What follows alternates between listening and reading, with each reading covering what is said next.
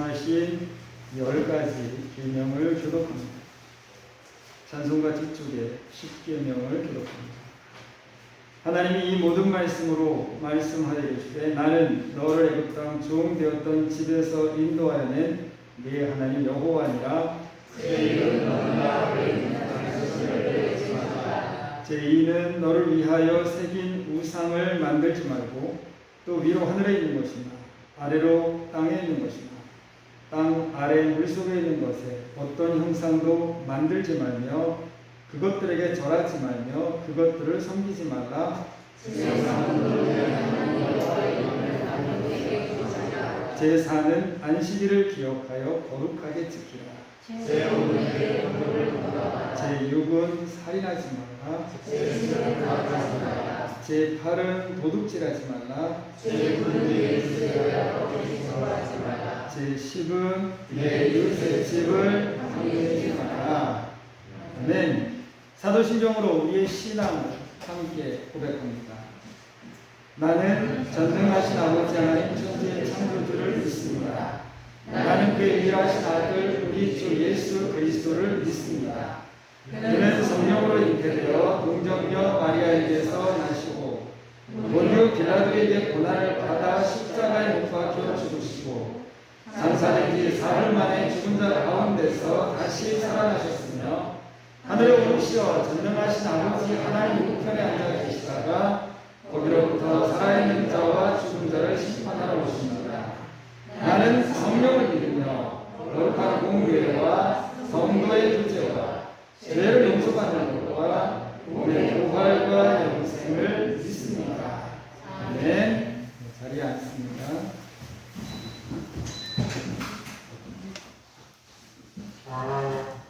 기도합니다. 신실하신 주 하나님 아버지, 오늘 저희들을 이곳에 이르게 하시고 예배하는 자의 삶을 살게 하심을 헤아리며 하늘의 하나님께 감사드리옵고 찬송과 영광을 돌리옵니다. 믿음이 위협받는 시대를 저희가 살고 있고 앞으로 더한 위협이 예측되는 그런 가운데 처해 있음을 하나님 아시는 줄로 믿습니다. 오늘 제 마음 가운데 평안함을 주시고 재난과 위험으로부터 우리 하나님께서 보호하심을 알아 늘 하늘의 하나님을 의지하고 그 도움을 소망하며 사는 삶을 끝날까지 지켜 승리하고 도와주시옵기를 거듭 기도합니다. 마음을 모아 간절히 기도하오니 온 나라가 질병 감염으로 인하여 우려하고 있고 조심하고 있으며 때로는 탄식하고 몹시 안타까워하는 그런 일도 저희들이 여러 보도를 통해서 알고 있고 듣고 있습니다. 하늘의 하나님, 저희들을 긍휼히 여겨 주시옵소서. 어디 가서 누구를 만날 때 그가 어떤 사람인지 저희가 전혀 알지 못하고 또 겉으로 드러나지도 않아서 얼마든지 저희들도 노출될 수 있는 약함이 있음을 고백합니다. 오늘 예배하는 온 교회 소중한 지체들, 또 새함께 속한 소중한 자녀들, 어디에서 무엇을 하더라도 우리 하나님 지켜주셔서 해를 입지 않게 하시고 저희들 때문에 다른 분들이 어려움을 겪거나 힘들지 않도록 저희들을 불쌍히 여겨주시옵기를 거듭거듭 간구하며 축복하나이다. 온 교회가 하나님의 긍휼하심을 힘입어 소중하게 쓰임받고 세움받아 장래 하나님의 나라의 영광에 이르는 믿음의 승리자들로 든든히 서가게 하시옵소서. 오늘 예배 중에 말씀을 들을 때 저희들의 마음을 열어주시고 고난 몸 하나님 위로해 주셔서 몸이 회복되게 하시고 무엇보다도 저희들이 영이 맑아서 이 시대를 바르게 분별하는 지혜와 능력을 덧입게 하시옵소서. 신실하신 우리 주 예수 그리스도의 이름으로 기도합니다. 아멘. 주 예수님께서 가르쳐 주신 기도 함께합니다. 하늘에 계신 우리 아버지여, 이름이 거룩히 여김을 받으시오며 나라가 임하시오며 뜻이 하늘에서 이루어진 것 같이 땅에서 이루어지이다. 오늘 우리에게 일용할 양식을 주시옵고 우리가 우리에게 죄 지은 자를 사하여 준 것 같이 우리 죄를 사하여 주시옵고 우리를 시험에 들게 하지 마시옵고 다만 악에서 구하시옵소서. 나라와 권세와 영광이 아버지께 영원히 있사옵나이다. 아멘.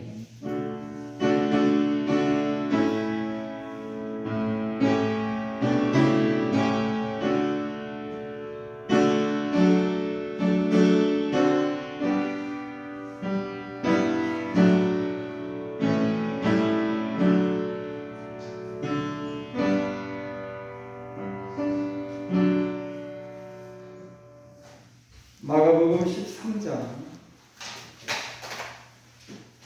1절부터 13절까지 말씀입니다.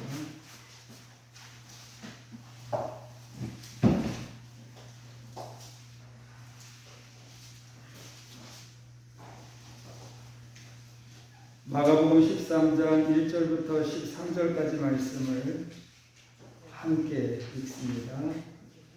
예수께서 성전에서 나가실 때에 제자 중 하나가 있는데 선생님이여 보소서 이 돌들이 어떠하며 이 건물들이 어떠하니까. 예수께서 이르시되 내가 이 큰 건물들을 보느냐.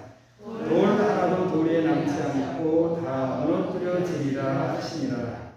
예수께서 감람산에서 성전을 마주 대하여 앉으셨을 때에 베드로와 야고보와 요한과 안드레가 조용히 묻되 우리에게 이르소서 어느 때 이런 일이 있겠사오며 이 모든 일이 이루어지려 할 때 무슨 징조가 있사오니까. 예수께서 이르시되 너희가 많은 사람의 미혹을 받지 않도록 주의하라. 많은 사람이 내 이름으로 와서 이르되 내가 그러하여 많은 사람을 미혹하리라. 난리와 난리의 소문을 들을 때 두려워하지 말라. 이런 일이 있어야 하되 아직 끝은 아니라. 민족이 민족을 나라가 나라를 대적하여 일어나겠고 곳곳에 지진이 있으며 기근이 있으리니 이는 재난의 시작이니라. 너희는 스스로 조심하라. 사람들이 너희를 공회에 넘겨주겠고 너희를 그 땅에서 매질하겠으며 나로 말미암아 너희가 권력자들과 임금들 앞에 서리니 이는 그들에게 증거가 되려 함이라. 또 복음이 먼저 만국에 전파되어야 할 것이니라. 사람들이 너희를 끌어다가 넘겨줄 때에 무슨 말을 할까 이를 염려하지 말고 무엇이든지 그때 너희에게 주시는 그 말을 하라. 말하는 이는 너희가 아니요 성령이시니라. 형제가 형제를 아버지가 자식을 죽는데 내주며 자식들이 부모를 대적하여 죽게 하리라. 또 너희가 내 이름으로 말미암아 모든 사람에게 미움을 받을 것이나 끝까지 견디는 자는 구원을 받으리라. 아멘. 우리 예수님께서 예루살렘 성전에 올라가셔서 마지막 시간을 보내셨습니다. 그래서 우리는 이제 고난주간이다 이렇게 말하죠.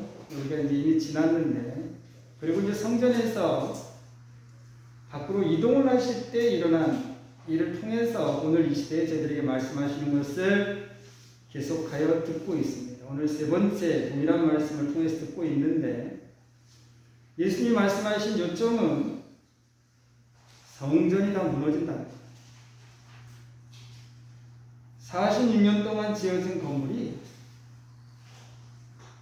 돌 하나 돌에 남지 않고 완전히 폭파되듯이 무너져 없어진다는 거예요. 그러니까 제자들도 어떻게 그런 일이 있을 수 있습니까? 이 돌들을 보십시오. 이 기초석 하나가 거의 10m에 이르는 그런 돌로 밑에 기초를 했다 했잖아요. 어마어마한 건축물이거든요. 그래서 제자들이 그거에 대해서 의문을 갖고 물었어요.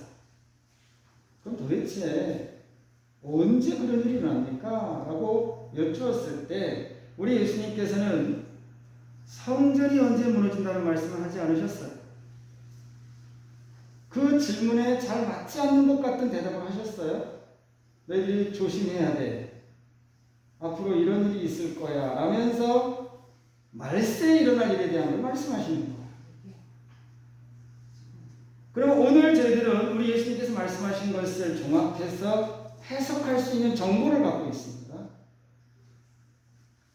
오늘 이 시대에 그러면 성전이 무너진다는 것은 무엇인지 저희들이 잘 헤아려 알아야 하죠. 그거는 성전된 성도들이 더 이상 성령님의 인도하심과 다스림을 받지 않고 육의 사람으로 바뀌어버립니다.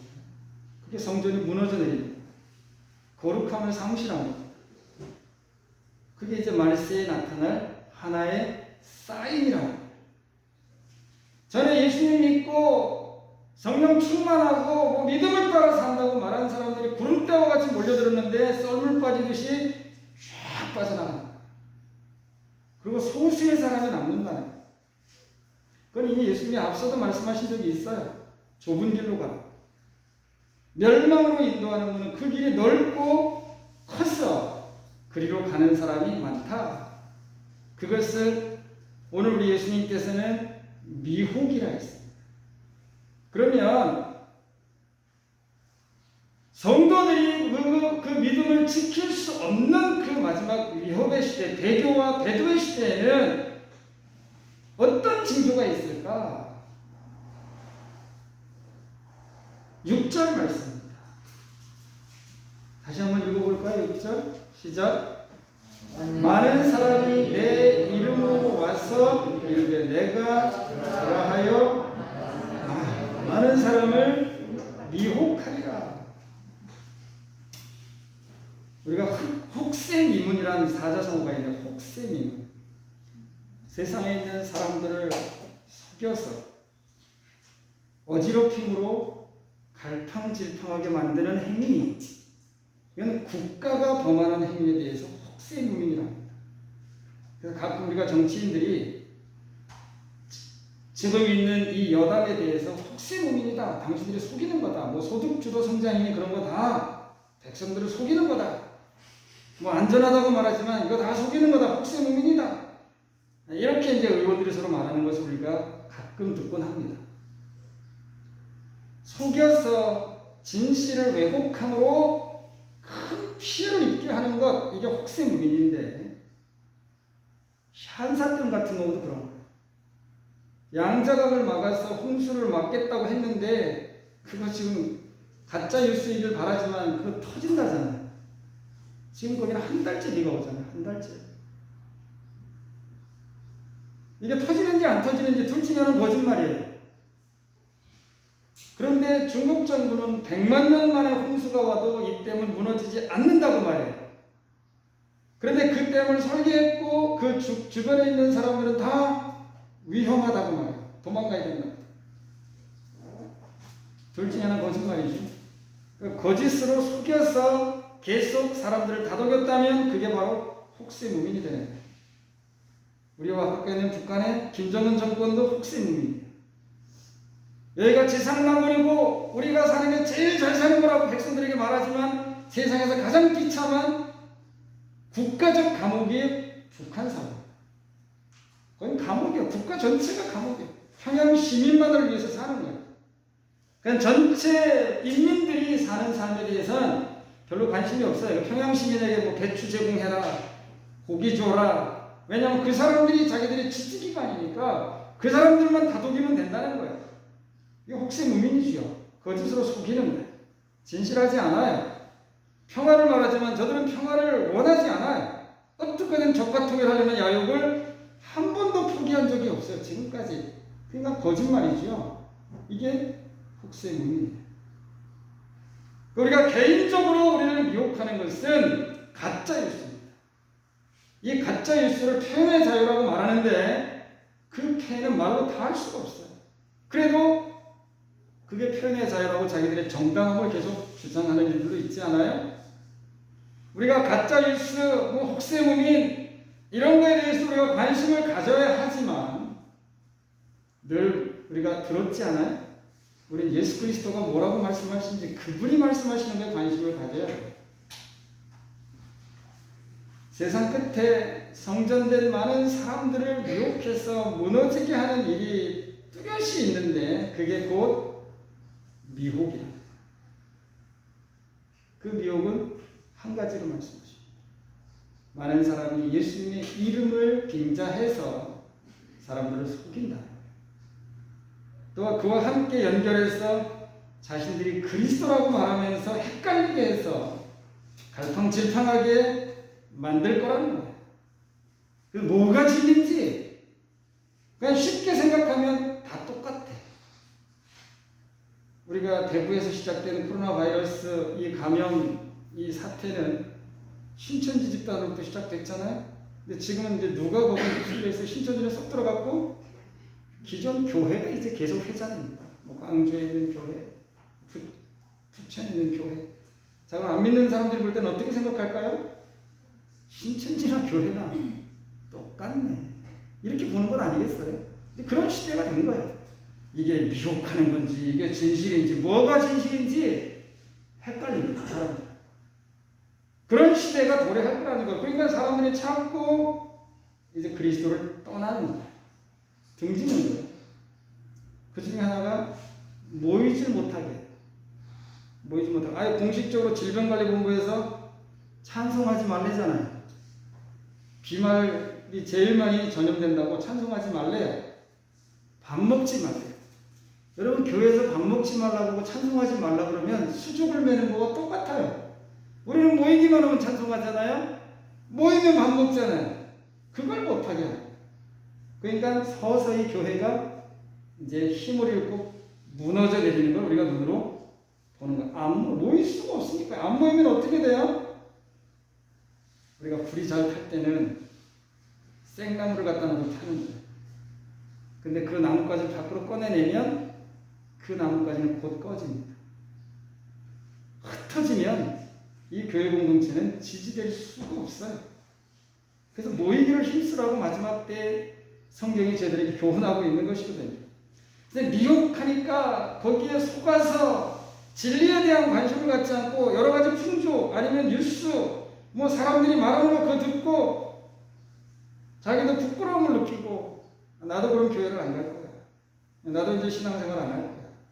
왜냐면 사람들에게 죄인 취급받고 무슨 뭐 범죄 집단이고 뭐 전염병 감염 그 원인 제공자로 다 요즘에 기독교인 그러면 낙인을 찍을 정도로 분위기가 그렇게 돼 있잖아요. 그러니까 이제 내가 조용히 나 이제 교회 안 가. 나 예수님 안 믿을 거야. 왜냐하면 내 생계가 달렸는데 요새는 신앙생활을 하려면 목숨을 걸어야 됩니다. 이제. 생계가 달렸어요. 행여나 그런 일이 생기면 절대로 안 되지만 이 교회에서 오늘 확진자가 나왔다. 상상하지 못한 일이 벌어지는 거예요. 광주에 있는 어떤 교회는 오늘 주일날 지난 주일 예배 잘했어요. 오늘은 예배당 가면 폐쇄라는 스티커가 딱 붙어 있어요. 예배를 못 합니다. 못 들어가요. 그것뿐이 아니에요. 그 사람이 속한 직장에 있는 사람까지 다 검사해야 돼요. 다 검사해요. 선별진료소가 설치되고 갑자기 예배당 주차장이 병원이 되는 거예요. 검사해야 되고 또 병원으로 이송되기도 하고. 그러니까 사람들이 교회 가면 안 되는구나. 또 좀 더 심하게 생각하면 예수님 믿는 게 요즘은 안 되는 거구나. 그렇게 하지 말아야지 내가 신변을 지킬 수 있고 내가 내 생업도 지킬 수 있고 더 쉽게 얘기하면 내가 먹고 살 수 있구나. 괜히 잘못 발을 들여놨다가 내가 큰일 날 수도 있겠구나. 절대로 근처에 가면 안 되겠다. 그런 생각을 할 수 있어요. 충분히 그럴 수 있죠. 자, 이런 것들이 종합적으로 결국은 하나님을 섬기며 사는 사람들의 삶을 무너뜨리는 거예요. 이게 의도적으로 한 건 아니에요. 자연스럽게 지금 일어나고 있는 현상을 지금 저희가 함께 헤아리는 것이죠. 내가 예수야. 이렇게 말하는 사람들이 와서 사람들을 속일 거라는 거예요. 그러면 내가 예수라고 말한다고 해서 그 사람이 예수일까?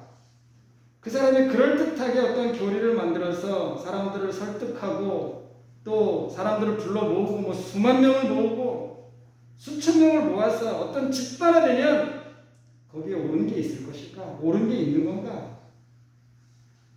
우리가 알고 있는 예수란 이름은 동명이인이 많이 있기는 해요.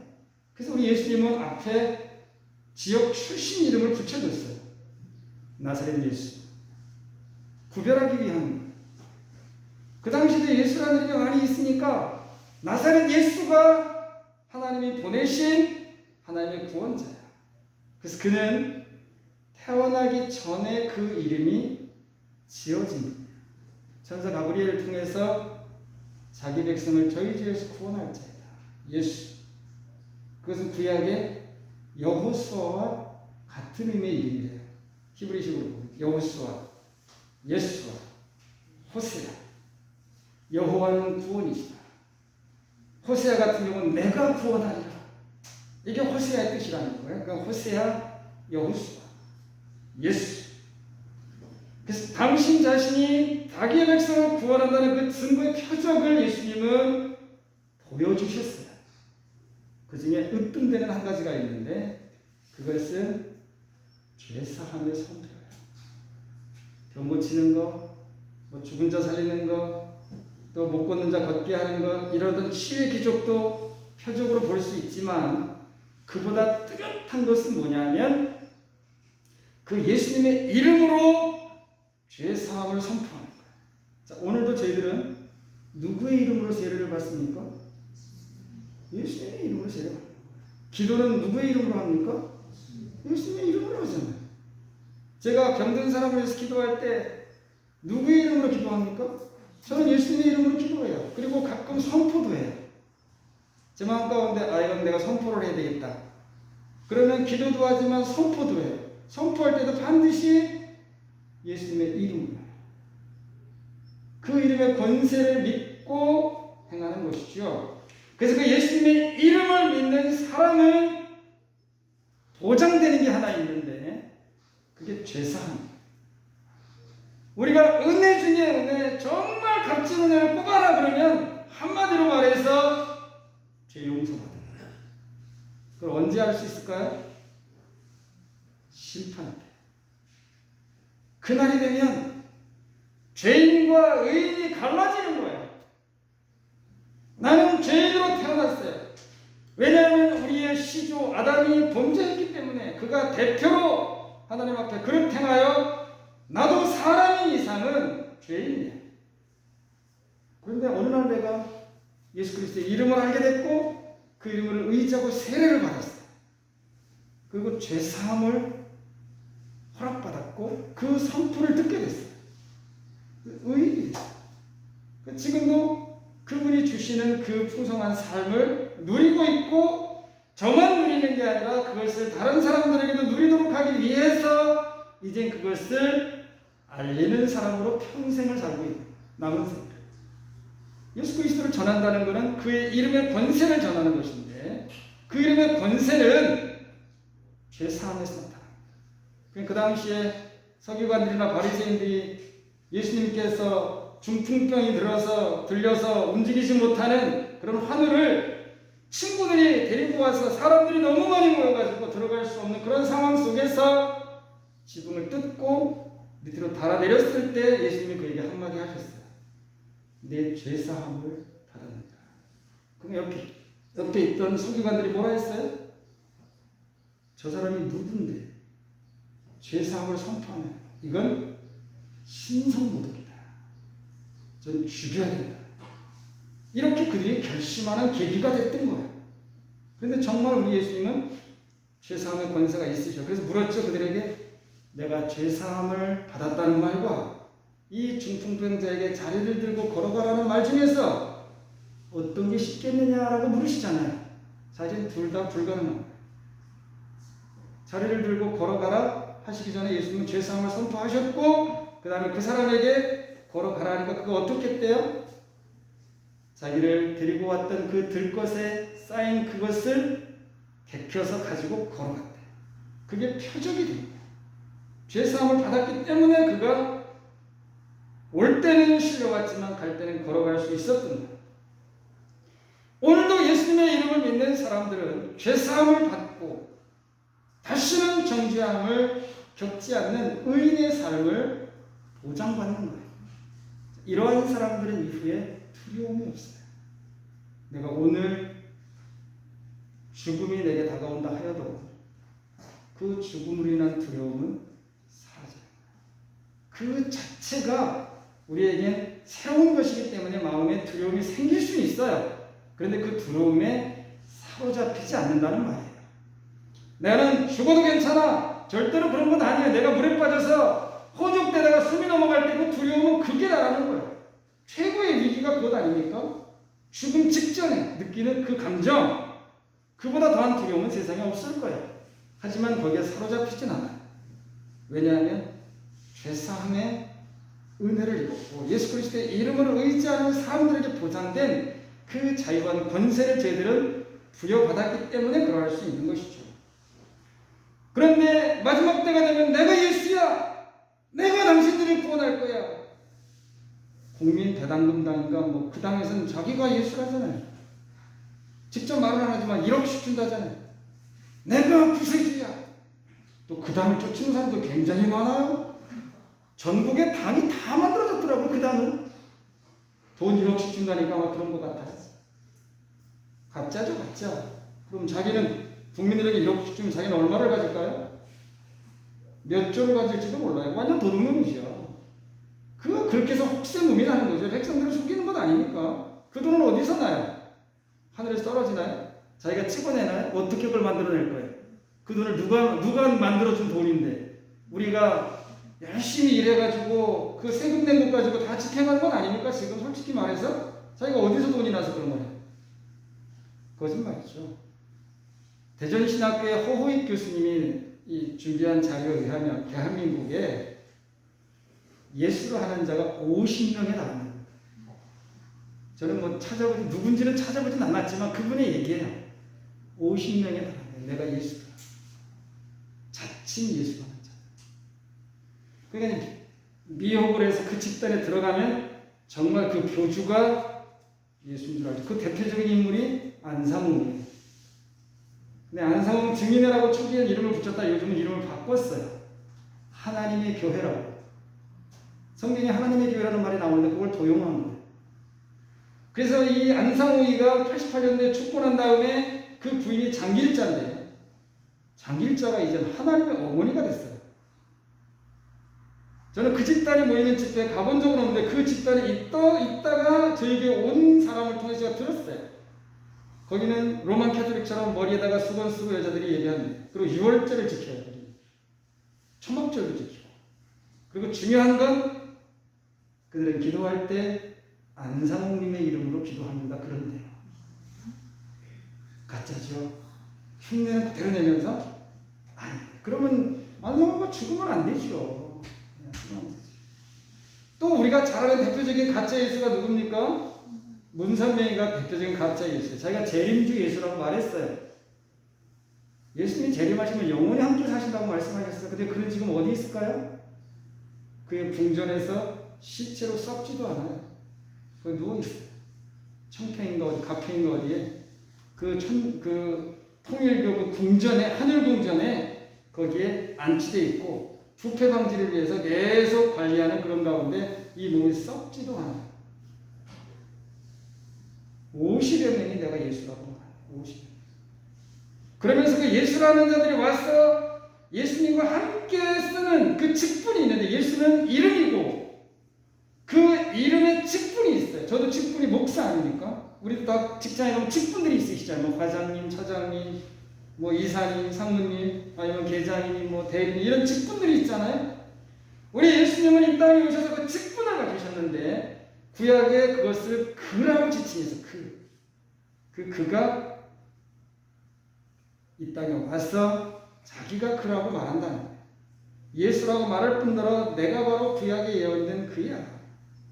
그는 그리스도를 가르쳐요. 그리고 유다인들이 말하는 그 호칭으로는 히브리어로는 메시아라고 해요. 메시아. 그들은 메시아는 대망하는 인물이에요. 왜냐하면 예수라는 인물은 잘 몰라요. 그런데 그리스도라는 이 직분에 대해서 그들은 갈망함이 있었어요. 그 메시아가 오면 모든 눈의 눈물을 씻겨주고 모든 불평등한 것이 사라지며 억압과 통제가 사라지고 완전한 자유한 나라가 이루어진다는 거예요. 그가 다스린다. 우리가 읽었던 여러 구약의 스가랴서라든지 이런 여러 예언서들의 에스겔서 이런 데 나오지 않아요? 그 내용이? 근데 거기는 그리스도라는 말은 없어요. 항상 제3인칭으로 많이 말을 하죠. 자신들이 그라는 거예요. 자신들이. 세례자 요한이 예수님보다 6개월 먼저 오셨을 때 성장하여 그 사역을 감당할 때 많은 사람들이 저거 혹시 그리스도 아니야? 하는 걸 보아서는 저거 그리스도인 것 같아. 그래서 그게 물었잖아요. 당신이 오실 그분이십니까? 당신이 그리스도입니까? 이 추종자들이 많이 생겼어요. 요한과 안드레도 사실은 세례자 요한의 제자였어요. 그를 따르고 그의 가르침을 받았던 요한 공동체에 있었던 이들인데 세례자 요한은 분명히 말했어요. 나는 아니라고. 굉장한 유혹이죠. 많은 사람들이 당신은 그리스도 같아. 그리스도처럼 하고 있어. 그래서 그를 따르고 추종하고 그의 가르침을 받고 있는데 나는 아니야. 그래서 예수님이 세례자 요한보다 큰 사람이 세상에 없다고 하셨어요. 그러면서도 그분이 하시는 말씀이 나 말고 내 뒤에 오시는 분이 그분이야. 요단강에서 하신 말씀이죠. 그리고 그의 세례를 주시면서 나는 그분의 신발끈을 메고 풀 조금만도 못해. 사람들은 혹시나 이분이 그리스도가 아닐까? 혹시나 이분이 그리스도가 아닐까? 왜냐면 너무 그 소망을 하니까. 오늘 저희들 세대도 그렇잖아요. 우리 청년 세대들이 다 그렇죠. 소망이 없다고 그러죠. 정말 딱한 세대죠. 제가 볼 때 마음이 너무 안 좋아요.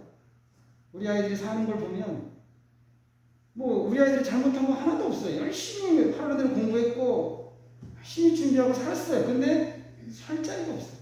갈 데도 없고 그냥 내동댕이 쳐지는 거 세상 가운데.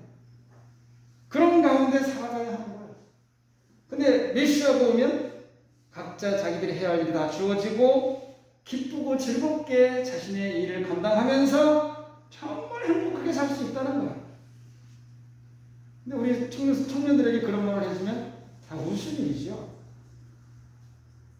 당신이 예수님을 믿고 예수가 그리스도인 것을 고백하면 당신 안에 하나님의 나라가 임하게 되고 당신이 진정한 자유를 누릴 수 있게 돼.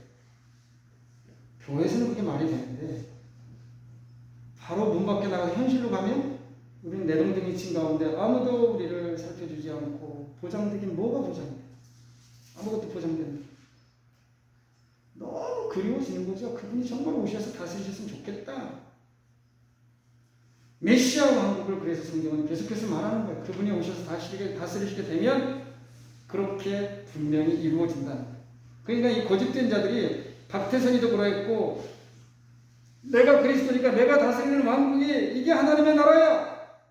그래서 부천에다가 덕소에다가 신앙 좀 만들고 자기가 그리스도 행사를 했던 것 아니에요? 그래서 벌써 공동 생산하게 만들고 거기서 자급자족 거기 해서 여기가 천국이야. 무슨 천국이에요? 천국이 다 착취하고 인권 유린하고 성폭행하고 그 다음에 임금 착취하고 그 집단으로 낙인이 찍혔잖아요. 지금도 조그만 집단으로 아직도 남아있어요. 전도관이라고. 우리가 자칭 예수로 하고 내가 그리스도로 하는 자들이 들끓고 있고 많은 사람들이 모였어. 별천지 같은 경우는 기성교회에서 흉내도 못 내는 그런 것들을 합니다. 12지파가 그들이 말하는 12지파가 잠실 체육관에 모여가지고 집회하는 거 한번 영상으로 보십시오. 어떠한가? 우리는 신자도 아니고 거기 예배할 때 어떻게 예배하는지 보셨어요? 사진에? 위에 흰 브라우스 입고 아래 까만 옷 입고 일렬로 딱 서서 무릎 꿇고 예배해요. 무릎 꿇고. 그래서 거기서 터졌던 거 아니에요? 딱 밀착해서 오해를 딱 맞춰가지고 그 이만희 교수가 말할 때는 그게 신의 음성도 듣고 그냥 다 조아리고 그냥 다 죄인으로 매여서 그렇게 살고 있는 거예요. 그래도 자기네가 옳은 줄 알고 살지만 거기서 나오고 나면 어떻게 됩니까? 속았다는 걸 알죠. 그 속에 들어있을 때 모르니 그 집단뿐이 아닌가요? 하나님의 교회, JMS, 통일교, 숱한 집단들이 지금도 수많은 사람들을 사냥합니다. 누구를 사냥할까요? 안 믿는 사람들에게는 접근도 하지 않아요. 다 믿는 사람들. 다시 말해서 교회 생활하는 사람들, 그 사람들에게 접근해서 그 사람들을 끌어가는 거예요.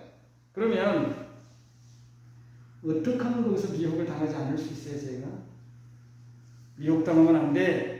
절대로 끌려가면 안 돼. 속으면 안 돼. 그렇게만 말하면 되나요? 속는 사람은 왜 속을까요? 누가 사기를 당해요?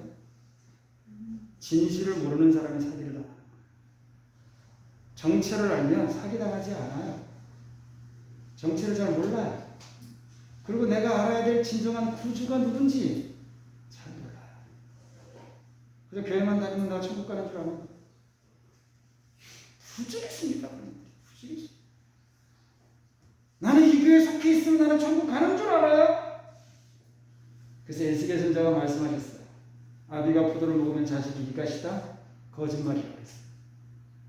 우리 부인이 신앙생활을 잘하니까 나는 우리 부인 치맛자락만 붙들면 천국 갈 수 있을 거야. 그래서 가끔 다녀보면 자기는 신앙생활 안 해요. 근데 자기 부인은 열심히 한다는 말을 자랑스럽게 말해요. 그럼 저는 그렇게 말하죠. 선생님은 안 하셔도 천국 갈 수 있을까? 우리 아내가 열심히 하니까 그 덕에 가지 않겠어요? 덕은 무슨 덕이에요? 다 각자가 다 감당하는 거예요. 내 자식도 내 마음대로 못해. 내 자식도 예수님 믿고 그분의 다스림을 받아야 그도 구원을 받는 거예요. 혈통이나 육적이나 사람의 뜻으로 나는 것 아니라고 했어요. 예수 그리스도로 말미암아 거듭나야 그가 하나님의 자녀가 되어 이러한 정확한 지식을 알고 있고 예수님이 누구인지 그리스도가 우리를 위해서 무슨 일을 하셨는지 그분이 우리에게 이루어 놓으신 일이 어떠한 것인지를 내가 정확하게 체계적으로 알고 있으면 미혹하는 자들이 거짓된 걸 슬쩍 디밀 때 금방 알아낼 수 있어요. 우리가 기준점만 알고 있으면 그릇된 건 금방 알아져요. 근데 기준이 없어요. 그러면 이게 기준이야. 그러면 그게 기준인가? 솔깃하게 되고 솔깃하고 조금 관심을 가지면 거기 걸려드는 거예요. 한 발자국 들여놓고 두 발자국 들여놓고 한 서너 번 가다 보면 처음에는 이상하다 그러다 나중에는 괜찮게 들리는 거예요. 그분들이 다 바보가 아니에요. 못 배운 사람들 아니에요. 다 청년들이 부지기수로 많고요. 아까운 사람들이 너무 많아요. 열심히 있고 영리하고 똑똑해요. 그런데 문제가 있어요. 영적 지수가 낮습니다. 하나님을 잘 몰라요. 그래서 우리가 4차 혁명 시대 AI가 주도하는 세대라고 다들 얘기하고 이제 우리의 일자리가 수만 가지 일자리가 없어진다고 계속 말하죠. 복잡한 회계 업무 같은 거 이제 한순간에 다 해결해 버린다잖아요. 기계가 다 하는 거 이제는. 우리 교육이 참 딱한 일이 그거 찾으면 검색하면 다 나오는 걸 애들한테 그걸 암기시키는 거야. 맨날 외우라는 거야. 맨날 외우라는 거야. 대학 시험도 외웠었어. 큰일이죠, 큰일. 첨단과학 시대 외웠으니 게 무슨 소용이 있어. 검색하면 다 나오는데. 연도 외울 필요가 없어요. 다 나오는데 뭘 외웁니까? 머릿속에 있을 필요가 없잖아요. 정보는 필요할 때 꺼냈으면 되는 거예요. 옛날에 머릿속에 저장했다 꺼냈었어요. 지금은 저장할 필요가 없어요. 전화번호 몇 개나 외우세요? 저는 제 큰아이 전화번호 외우는데 둘째 전화번호 못 외워요. 아직도. 긴가민가 해요. 왜냐면 얘가 전화번호를 자꾸 바꿔요. 그냥 이건가 저건가 뒷자리는 비슷한 것 같은데 아니고 전에는 다 외웠잖아요. 우리가 전화 공중전화 가면 외워가지고 다이얼 돌리지 누가 보고 돌리는 사람이 몇 명이나 됐어요. 다 외웠지요. 지금은 어떤 때 내 번호도 몰라요. 내 번호도 내가 모를 수가 있어요. 왜 그래요? 이 똑똑한 스마트폰이 다 가르쳐줘요. 길도 가르쳐줘. 길도 이제 알 필요가 없어요. 그냥 가면 돼요. 시키는 대로 가면 돼. 그러다 보면 이제 산으로도 가고 들로도 가고 이렇게 되는 거죠. 전에 내가 지각이 있을 때는 이 길로 가면 안 돼. 이리로 가면 더 빠르더라. 내가 판단을 내릴 수 있는데 이제 거기에만 절대 의존을 하게 되면 내가 바보가 돼요. 똑똑한 것 같지만 바보. 이 4차 혁명 시대에 주도하는 것이 SQ인데 우리가 IQ가 지능에 대한 그 다음에 그게 좀 지나고 나면 EQ를 말했어요. 감성, 뭔가 느끼고 고백하고 소통하는 그거에 대해서 그게 정말 중요하다. 그래서 EQ 이렇게 말했는데 지금은 SQ입니다. SQ 혹시 들어보셨어요?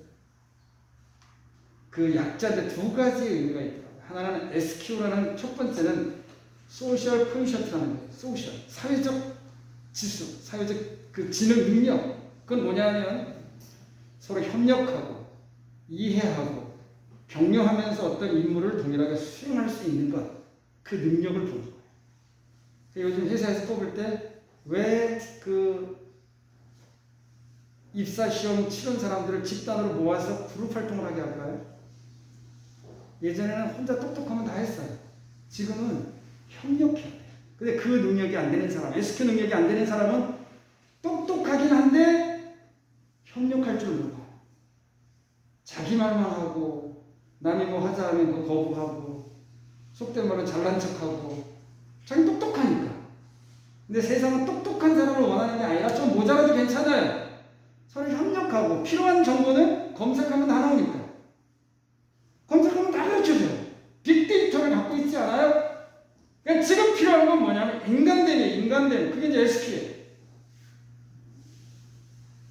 요즘 자라는 자녀들이 그게 매우 결핍되어 있다는 거죠. 서로 협력할 줄 몰라요. 나만 알아요, 나만. 자녀를 하나씩 낳지, 또 하나도 안 낳지. 그런 가운데 성장했으니 사회성이 있을까요? 어디서 배워요, 그럼? 유치원 가서 배우나요, 그럼? 잘 안 돼요. 예전에는 집에서 다 배웠어요. 여러 식구가 있다 보니까 양보도 할 줄 알고 싸우기도 하지만 서로 뭔가 타협하고 조정하고 뭔가 하나의 목적을 위해서 양보할 줄도 알고 자기 주장을 할 줄도 알고 이런 거 거기서 자연스럽게 다 배웠어요. 지금은 배울 필요가 없어요. 하나밖에 없으니까. 아니 둘이니까. 책으로 떠받들고 이 말만 열면 즉각 모든 걸 다 해결해 주잖아요. 고민할 필요가 없어요. 그 세상도 그런 줄 알아요. 세상에 나가봤더니 그러한가요? 아니에요. 내 마음대로 되는 게 하나도 없어요. 그러니까 쉽게 극단적 선택을 하는 거예요. 못 살겠다. 뭔가 조율해볼 생각 자체를 안 하는 거예요. 예전에 힘들어도 살았어요. 옛날에 어머님들 세상 그랬지 않아요? 그 아버지들이 얼마나 고약하고 얼마나 잘못되고 모순이 많았어요. 그래도 옛날에 어머니들은 어땠어요? 그 집에 시집갔으면 그 집 귀신이야. 이 말만 듣고 그게 잘하셨다는 건 아니에요. 그래서 그걸 믿고 그렇게 살아온 거예요. 내가 이렇게 해야 우리 집안이 편안하지. 서로 그렇게 자기를 희생하면서 같이 살았어요. 근데 지금은 어떠해요? 아니에요. 나 싫으면 그만이에요. 볼 것도 없어요. 볼 것도 없어요. 끝. 바로 정리하는 거예요. 바로 정리. 그러니까 50%가 넘는다잖아요. 갈라서는 가서 50%. 그게 SQ의 영향으로 보는 것이요. SQ. 서로 조율하고 그 다음에 저 사람이 어떤 사람인지 좀 배우고 그리고 이해를 하고 내가 어떻게 해야 저 사람과 함께 살 수 있을까? 이게 이제 지키기 관해서 배우는 게 그런 거예요. 내가 어떻게 저 사람하고 맞춰 살 수 있을까? 나는 어떻게 해야 되고 저 사람에 대해서 내가 뭘 이해해야 될까? 지금이라도 늦었어도 지금이라도 배우고 나머지 시간이라도 좀 서로 조화 있게 잘 살라고 그렇게 잘 살자고 사실은 그거 하는 거예요. 다른 뜻 없고 지금 배워서 뭘 얼마나 배우겠어요? 하지만 남은 시간이 20년이 됐든 10년이 됐든 그 시간만큼이라도 서로를 좀 이해하고 존중하는 걸 좀 배워야 내가 편해요. 서로 편하고 잘 살 수 있는 잘 산다는 게 그거예요. 집 넓고 차 크면 뭐합니까? 내 마음이 편치 않은데 서로 불편한데 뭐 그게 무슨 의미가 있어요. 그게 고대공시대에 살면 뭘 합니까? 내 마음이 편치 않고 서로가 불편한데 서로 각방 쓰고 얼굴도 안 쳐다보고 밥 먹을 때 같이 밥도 안 먹고 무슨 의미가 있어요. 그게 아무 의미 없죠. 단칸방에 살고 가진 게 없어도 서로 니마 그강을 건너주고 할아버지 할머니들처럼 단칸방에 살아도 뭐래도 고구마라도 깡도 하나 입에 넣어드리고 눈도 한 뭉쳐서 잡수시라고 하고 훨씬 그 가정이 행복하지 않아요? SQ. 그 다음 한 가지가 더 있어요. Spiritual Conscient라는 거예요. 영적 지식. 이건 이미 인정했어요. 심리학자들도 인정한 거예요. 학술적으로 공식화된 건 아니지만 어떤 사람이 초자연적, 초월적 존재와의 교제 속에서 자기의 삶의 문제를 해결하는 사람은 탁월한 문제 해결의 능력을 갖고 있더라는 거예요. 그게 무슨 말이에요? 자, 직장에서 일을 하다가 일이 막혔어요. 그럼 SQ가 없는 사람은 머리를 싸매고 밤새 고민하는 거예요. 데이터 찾느냐고 난리를 치는 거죠. 근데 SQ가 뛰어난 사람, 영적 지수가 높은 사람은 어떻게 할까요? 기도하는 거예요. 기도. 근데 우리는 이제 하나님 앞에 기도하고 예수 그리스도의 이름으로 기도하지만 다른 영적 존재를 믿는 사람들도 그럴 수 있어요. 예, 요가하는 사람들, 뭐 불교 신자들, 이슬람, 무슬림들, 걔들도 기도하잖아요. 거기서 말하는 SQ는 보편적인 종교심, 그러니까 어떤 초월적 존재를 의뢰하고 자기 삶의 문제를 해결할 수 있는 능력을 갖고 있는 정도, 그걸 또한 SQ라고 말해요. 그러니 4차 혁명 시대의 그리스도인들은 세상을 자신이 주도할 수 있는 사람들, 이여론 교수가 말씀하신 거예요. 대한민국의 석학이라고 말씀하신 인문학의 대가라는 이여론 교수님이 하신 강의를 한번 유튜브에서 들어보십시오. 4차 혁명과 그리스도인, 유튜브에 있어요. 거기 보면 마지막 시대의 그리스도인이 정말 세계를 주도할 수 있는 그런 자질을 갖고 있대. 그 이유가 뭐예요? 거듭난 그리스도인은 그 안에 성령이 내재해요. SQ가 최상이에요. 최상. 내 안에 하나님이 계시고 그 하나님이 실존적 하나님이에요. 내 삶에 구체적으로 관여하시고 인도하시고 보호하시고 내게 치유하시고, 그리고 내가 상상하지 못한 것들을 내 주변의 일을 해결해 주시는 걸 내가 경험합니다. 놀랍지 않아요? 우리 송영 성도님 여기 계신데 지난 주말에 간증한 걸 쭉 들어볼 때 직장에서 일어난 일을 얘기합니다. 회사가 땅이 팔려서 다른 데로 가야 될 상황이 벌어졌다잖아요. 갑자기. 근데 또 갑자기 그 땅을 사버렸다잖아요. 그래서 이렇게 저렇게 안 가게 됐다는 거예요. 그래서 가만히 그 얘기를 들어볼 때 도대체 누구를 위해서 일이 이루어졌을까? 제가 말했죠. 당신이 거기 있기 때문에 당신 덕분에 그 사람들이 다 산 거야. 누가 그 마음을 갖게 했겠어? 그 사장님이 그냥 떠나면 그만이에요. 베트남으로 가든지 다른 데를 가버리면 그만이에요. 근데 다 그렇게 걱정하고 전전긍긍하고 어떡하면 좋아하니 큰일 났다 이거 우리 다 어디로 가냐 이거 절망 가운데 있었던 거죠. 근데 딱 그거 사버렸다잖아요. 그러니까 마음에 이거는 정말 하나님께서 하셨구나라는 걸 내가 딱 깨닫는 거예요. 본인이. 그 간증을 하신 거예요. 같이 나눠도 되는 일이라 제가 말씀을 드립니다. 이런 일들은 숱하게 있습니다. 그냥 보면 우연히 그렇게 된 거예요. 우연히. 어떻게 하다 그렇게 된 거예요. 그러나 조금만 영적으로 감각을 갖고 그 사건을 보거나 그 상황을 헤아리면 예사로운 일이 아니에요. 얼마든지 변수가 많고 잘못될 가능성이 허다한데 그게 쫙 처리되는 걸 볼 때 이건 하나님의 역사야. 그걸 내가 믿는 사람, 이게 SQ가 높은 사람. 근데 그가 낮은 사람은 항상 어떻게 생각해요? 내가 잘해서 된 거야. 이건 내가 한 거야. 내가 머리를 써서 된 거야. 내가 인맥이 많아서 그걸로 된 거야. 무슨 하나님이 하나님은 상관없어. 내가 그냥 종교 행동하면 돼. 내가 주일날 가서 꼬박꼬박 인사하고 오면 되는 거야. 그분은 내 삶에 아무 상관이 없어. 그런 사람은 미안하지만 SQ 지수가 바닥이에요. 바닥. 그런 이들이 나중에 나의 주여 주여 하는 자가 천국에 다 못 들어간다고 말씀하시지 않아요? 내가 주의 이름으로 산지하노릇도 하고 주의 이름으로 귀신을 쫓아냈지만 주님은 뭐라 하세요? 난 널 모른다 하시죠. 그 말은 무슨 말이에요? 하나님의 영이신 주 성령님과 전혀 상관없이 행한 일이라는 걸 예수님이 말씀하신 거죠. 그러니까 새로운 시대가 도래한다. 포스트 코로나라는 말을 지금 공공연하게 교회교육에서 이전의 시대로 절대로 돌아갈 수 없어요. 그렇게 못 돌아갑니다. 그리고 이 계속 바이러스가 변종이 생기고 지금도 우려하는 게 그것 아닙니까? 광주에서 발생된 바이러스의 일부인지 아니면 얘가 또 진화를 해서 다른 걸로 바뀐 건지 다른 걸로 바뀌는 날이면 걷잡을 수 없다는 거예요. 걷잡을 수 없다. 그런 위기 상황 속에서 우리가 지금 살고 있어요. 근데 또 세상은 4차 혁명 시대라고 첨단 기술을 말하고 속도를 말하고 문명의 혜택을 말하지 않아요? 얼마나 혼란스러워요. 하지만 내 안에 주 성령이 거하심을 내가 믿고 성전된 내가 그분의 명령과 규례와 법도와 율례를 배워서 그것을 따라 내가 살게 되면 어차피 세상은 망하도록 예언도 있는 거예요. 절대로 이 지구는 보존되지 않습니다. 망합니다. 반드시.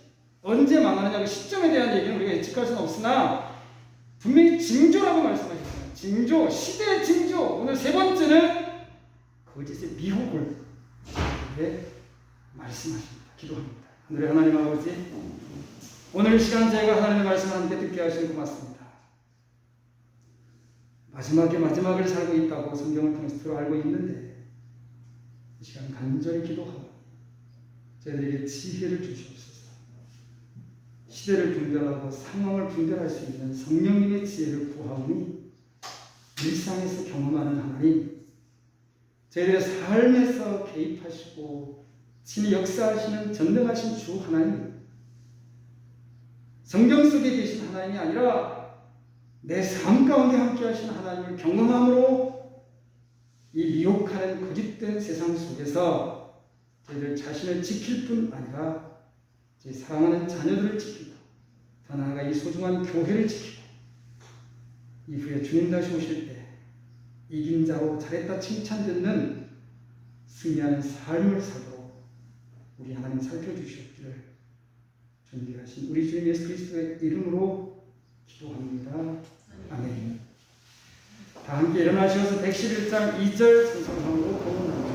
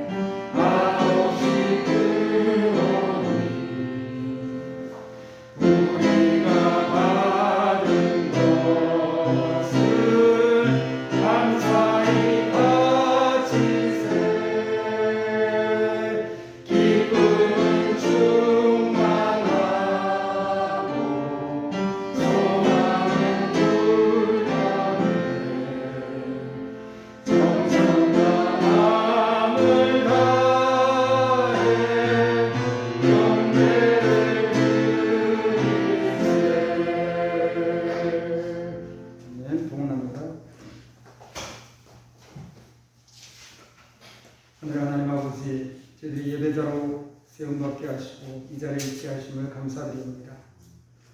간구하오니 경제적으로 위협받는 시대에 저희들의 가정이 어려움을 겪지 않게 하시고 특히 이 교회가 어려움을 겪지 않도록 여러 모양으로 여러 부분에 우리 하나님 채우심을 간증하고 경험하게 하셨기를 축복합니다.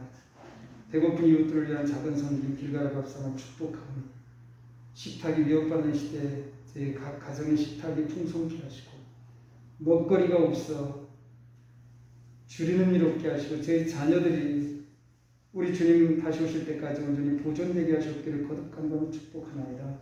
교회 건축을 위해 헌신하고 충성하는 한 사람 한 사람 가정마다 우리 하나님 헤아리셔서 힘에 겹도록 헌신하고 충성함이 값지게 하시고 100배로 갚아주시라 말씀하셨사오니 사는 동안 그 표적과 기적이 그 삶의 자리에 나타나게 하시옵소서. 마음과 뜻과 정성 우리 하나님 받으옵소서. 존귀하신 우리 주님 예수 그리스도의 이름으로 축복합니다. 아멘. 주 예수 그리스도의 은혜와 하나님의 사랑과 성령의 교통하심이 이곳에 함께 있기를 원하옵나이다. 아멘.